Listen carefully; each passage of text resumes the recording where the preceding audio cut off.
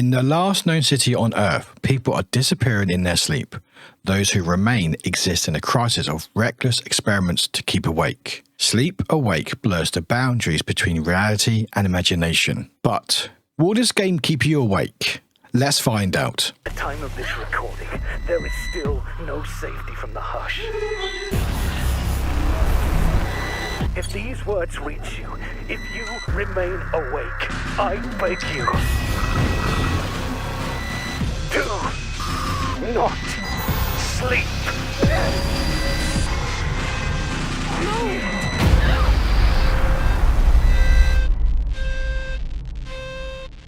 Hi there everybody, my name is Warwick and welcome to Warwick Reviews. Hope you're doing well. Today we're going to be checking out a new horror game from publishers Blumhouse Games and developers Eyes Out.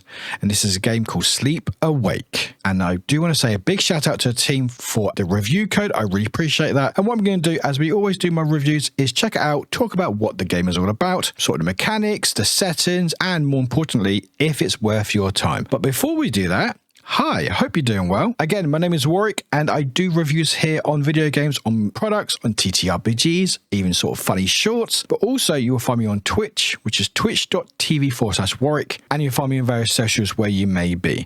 But like I said, we're going to check out Sleep Awake. So let's dive in.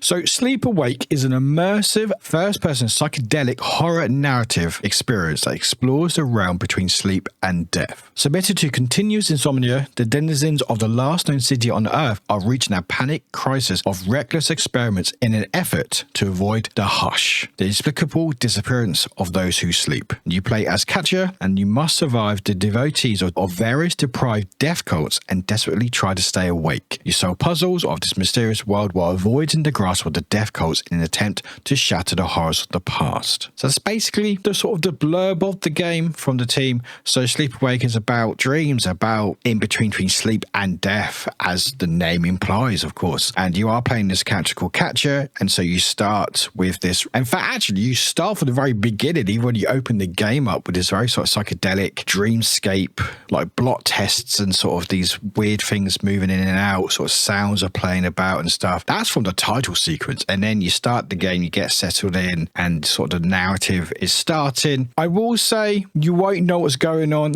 So if you're watching this review, watching the visuals going, I have no idea what's going on, please explain. I don't know what's going on. I'm playing the game. I've played a fair chunk of the game. You don't know what's going on. You piece the pieces together with the character. You sort of learning about the world. So as I said, you're playing as Katja, and you sort of have these dreamscapes, sort of these sort of illusions and sort of things going on, and you sort of become into a reality. I wouldn't say the reality, but a reality, whereas this is basically in the last known city on Earth. You are trying to keep yourself from sleeping, because if you do, you might get overrun by this presence called the hush. You don't know what the hush does, but it doesn't sound good. The hush is spelled in all capitals as well, so you know it's bad. And so with that, you have sort of these machines and this is sort of like plants and stuff where it can sort of help you keep awake. And so you are learning the basis at the beginning of how the controls work, sort of the fetching of the items, bringing things together. You have like inventory and it's like objectives of what to do next, and you're piecing these things together. And as you go, more narrative plays, and then you sort of go in and out of dreamscapes or these sort of illusions, going in and out of like consciousness, and you're meeting other characters and NPCs and enemies, and you sort of piecing things slowly together of who Katja is and also what the world is about, basically. And yeah, that's basically the story. I don't want to go too much into it that I have gone through, because I feel like these are one of these games that I want people to experience for the first time. So I won't go into any too much details. Basically, the main things that are well known of the game already and what you'll find at the beginning of the game. So don't worry, there won't be any massive spoilers, so you're all good. Like I said, this is a first-person psychedelic horror narrative. So if you've played games like There's a Fear Visage or sort of games like that, where sort of first-person horror, you're in a sort of world, you don't really know what's going on, you're piecing things together, exploring and things. I will say, as though I did use those two games as examples, you know, some people would say as sort of negative, like a walking sim. And on the basis, you would argue this is the same sort of thing. You know, is that single player? You don't have any weapons to your disposal. It's very much walking. You can sort of run it a little bit. You can crouch, basically trying to keep live and use your wits as needed and try to get yourself to A to B to C. And so explaining that way, yeah, it sounds like a walking sim like any other game sort you've played. But what makes this stand out is the storytelling and also visuals and the audio. So as I said, as you start the game, you are straight away hit with this like dreamscape effects in the menu and this music sort of slowly creeping in. And if you're listening to music or listening to the music already or experienced some of it through the review, you may notice a similarity to the band Nine Inch Nails, and you'll be right. So Robin Finck, you may know or you may not know, is the current and has been the guitarist for the band Nine Inch Nails. So a bit of lore, because I love Nine Inch Nails. Nine Inch Nails is basically a one-man band, so it's Trent Reznor goes by Nine Inch Nails, where a lot of the studio album work from Pretty Hate Machine to sort of more later stuff has all been sort of done by Trent, more current with Atticus Ross. But it's mainly Trent. But when he tours and sort of does other stuff, he brings in other people, and so Robin Finck has been a big part of that and sort of the main sort of guitarist for the band for the most of the time that they've been around. So with that, you can instantly tell that sort of Nine Inch Nails sort of industrial electronic sound to that. For me anyway, like I'm a big fan of Nine Inch Nails, and instantly when I was hearing some music throughout the game, I was like, this sounds like straight from the back pages on Nine Inch Nails. Like it's different, it's definitely its own thing, but you can definitely tell the similarities to that and its inspiration from that. But with Robin Finck, they actually made this game studio called Eyes Out with Cory Davis, who worked on Spec Ops The Line, which is a very high regarded game, which again is a game that I don't want to spoil too much, but if you know about it, you know. And if you don't, I highly recommend checking it out. It's very much not what you expect from the game and also the look of it. It looks very sort of bog standard, sort of first person shooter, sort of war game as you see nowadays. But if you got time, I would highly recommend it. But yeah, so those two came together to start an art house game studio called Eyes Out, and this is their first game. And so with that comes, as I said, the audio visual design, which I feel brings it above a lot of other games similar to that. To sort of the other mechanics as well. So like I said, you are sort of fetching items to make things and sort of basically progressing, pick up keys or different items. You're also exploring the world. So there are something like these ghosts and you can sort of communicate with them in some way. You're not really sure why, but you are able to through like singing and stuff. So you're able to sort of like release their souls or their spirits, and also you're able to collect sort of items throughout the world, sort of explains, sort of fleshes out sort of the narrative a little bit, and then that's that. So you also pick up something called microfilms. So these microfilms sort of again flesh out the story and narrative, and you collect them throughout the world.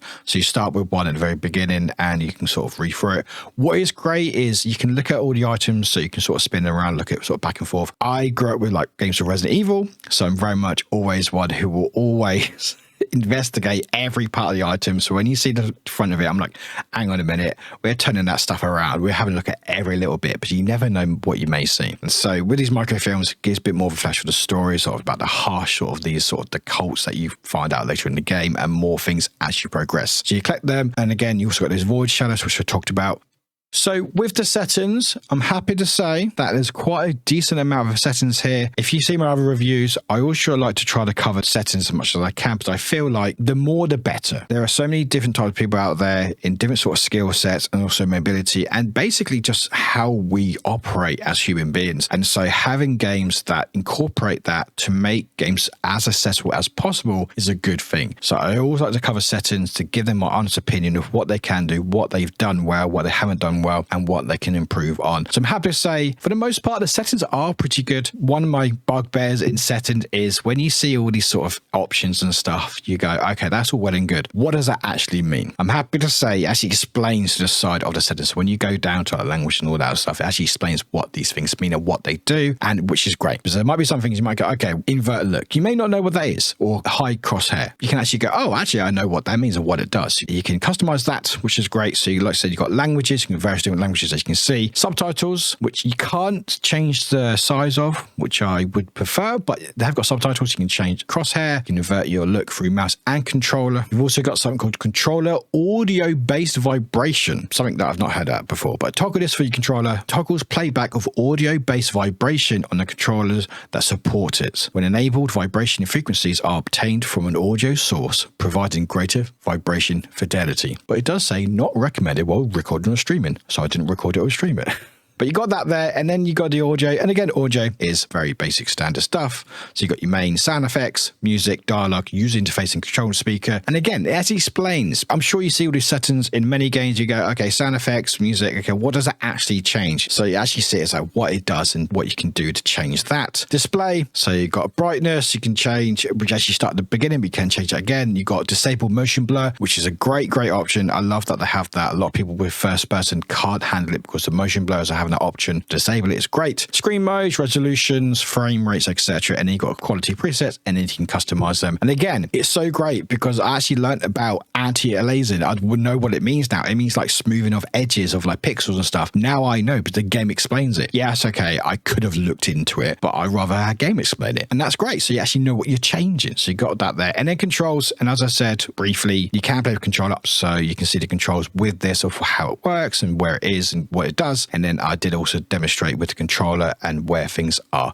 Doesn't look like you can keybind anything, unfortunately, so it is very much set in these controls. So we'd like to see more options with that. And again, with accessibility, I always like to see more accessibility options, especially with like this sort of lights, for example, because there is quite a lot of flashing lights in this game. And so I would like to have an option to either reduce them or completely turn them off, or have a different way of having it displayed in games, just so people don't get affected by light sensitivity. But overall, decent to see, quite a lot of settings, especially from the first game from developers, which is great. So that's the settings. As I was saying before, I'm not sure you guessed, I had a fantastic time with this game. I really enjoyed it. I played probably about 2 hours. The team at Blumhouse say it's about an 8 or 10 hour experience. So I played about 2 hours. I feel like I explored a little bit of everything that the game had, and I sort of stopped just as it was really kicking into gear. I had a great time. I was really hooked from the very beginning. It didn't seem to overstay its welcome. Like there were bits that broke it up. There was things that I can explore and stuff and look at, and there were sort of narrative aspects. And then there was like enemies that sort of had to hide, and the hiding mechanic did all right. I felt like it did pretty well. It didn't get caught too much as well, which was quite nice. The AI, from what I saw, might not be the most sophisticated. Like they do have a pattern, but it did work, and it felt tense as you're hiding, and you feel like accomplishment when you get through a certain bit. There was one bit, this might scare people. There is yellow markers. Now, before you start bringing out your pitchforks and whatever, they've done this in a really clever way, which I really like. So personally, I'm a whatever. And if you don't know what they are, basically they are sort of, I think Resident Evil used it primarily, but basically it's a way to show where the player needs to go without showing. And people are very divided about this. But what I will say with this game, which I really liked, is it actually brings in sort of the yellow markers in the game world. So in your apartment, in your sort of base where you are at the beginning of the game, there's a table with some scissors and yellow fabric. And you learn later on that you actually use this to get back home. So there's a bit where you get a bit lost and you have to go back home. And this has happened to you before because you go, oh, there's my markers. There's my fabrics and stuff. So while they use yellow tape or yellow markers, they actually bring it into a way that actually works in the game, which I really liked. I was like, you know what? I love that. They sort of explained it, why it's there.